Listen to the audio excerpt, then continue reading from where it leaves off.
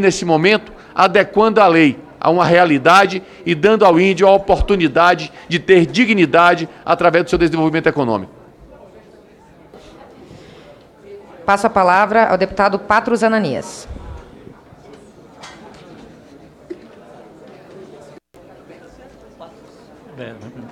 Deputada presidente, colegas parlamentares, quero saudar também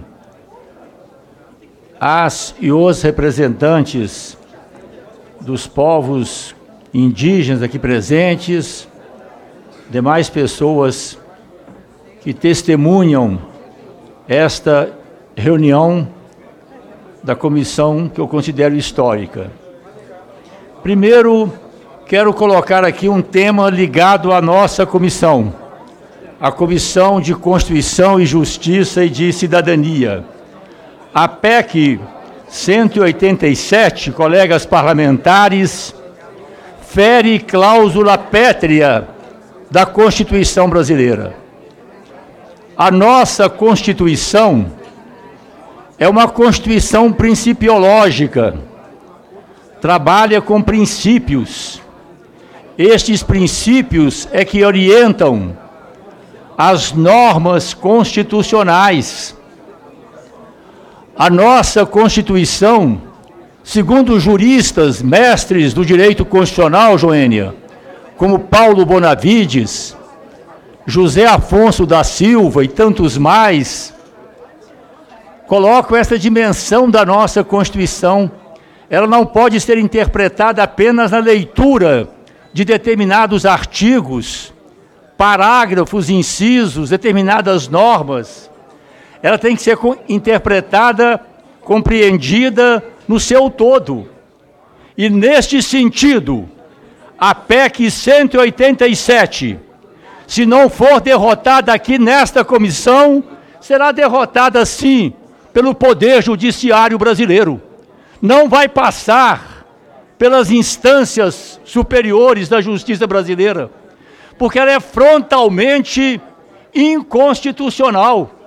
Vejamos, além de afrontar de maneira clara, insofismável, o artigo 231 e seus parágrafos, é importante lembrarmos aqui, colegas parlamentares, o dispositivo do artigo 231. Fiquemos no seu caput. São reconhecidos aos índios sua organização social, costumes, línguas, crenças e tradições, e os direitos originários sobre as terras que tradicionalmente ocupam, competindo à União demarcá-las, proteger e fazer respeitar todos os seus bens. O artigo 231 e o artigo 232, eles se articulam com o título 1º da nossa Constituição, que dispõe sobre os princípios fundamentais. O artigo 1º é muito claro.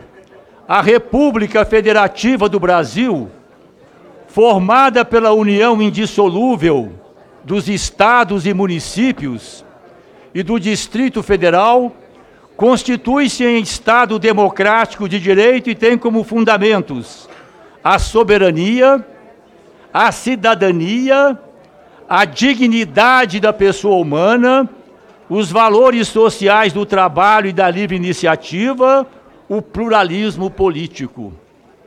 Vejamos também o artigo 3º, colegas parlamentares.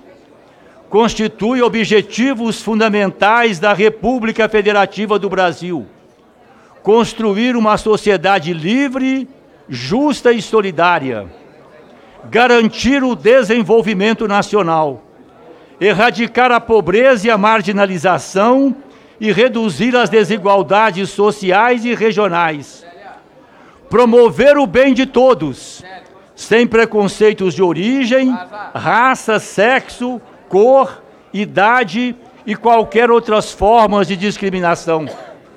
O título 2º da nossa Constituição remete aos direitos e garantias fundamentais. Por uma omissão do Constituinte, ou quem sabe, pela mesma pressão dos que hoje querem aqui aprovar a PEC 187, o parágrafo 4º, o inciso 4º do parágrafo 4º do artigo 60, mencionou os direitos e garantias individuais. Não falou, como deveria, a nosso ver, falar em direitos e garantias fundamentais. Mas o Supremo Tribunal Federal, mais de uma vez, já interpretou o inciso 4º do parágrafo 4º do artigo 60 da nossa Constituição de uma forma extensiva, obedecendo à concepção principiológica da nossa Constituição, garantindo os direitos fundamentais, integrando aos direitos individuais também os direitos sociais, os direitos coletivos. E aí não temos como não integrar aqui os povos indígenas, nas suas diferenças, nos seus direitos fundamentais, no direito à sua autodeterminação, no direito à sua vida. Então nós estamos convencidos, e quero deixar claro aqui, deputada Joênia, que nós vamos levar... Pois não, presidente, eu vou pedir um pouquinho, presidente,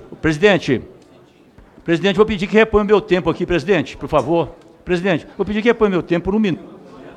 Pode repor, 1 minuto. Presidente, a mesa agora vai poder pendurar cartaz na mesa? Como é que é? Eu estava repondo aqui as nossas reflexões. Então, primeiro, nós consideramos que a PEC fere cláusula pétrea, fere a Constituição, portanto, é inadmissível. E quero deixar claro aqui, deputada Joênia, que se nós não ganharmos, se essa concepção clara, vinculada à concepção principiológica da nossa Constituição, e integrando os direitos fundamentais no inciso 4º do parágrafo 4º do artigo 60, nós vamos levar essa discussão ao Poder Judiciário. Nós vamos levar ao Supremo Tribunal Federal.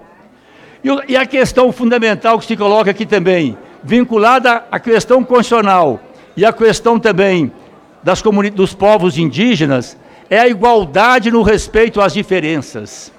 Nós queremos sim a igualdade para os povos indígenas, como queremos também para as comunidades quilombolas, comunidades tradicionais.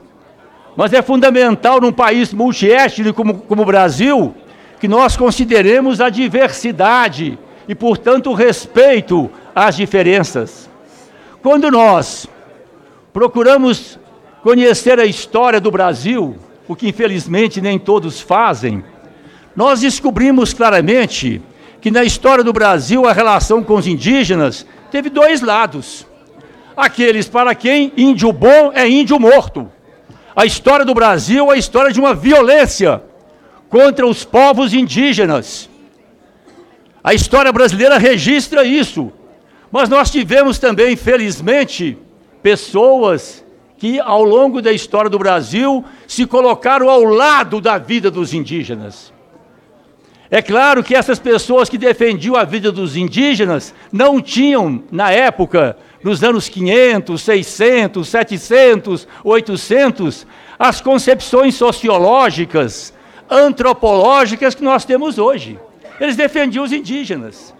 Então nós tivemos um momento no Brasil que eu considero importante, quando os defensores da vida dos indígenas começaram a vincular a sua vida com a preservação da sua cultura, dos seus territórios, da sua história, dos seus valores, das suas concepções e, sobretudo, da sua vida comunitária. Nós, por exemplo, vivemos numa sociedade marcada pelo individualismo. As comunidades indígenas têm uma característica comunitária.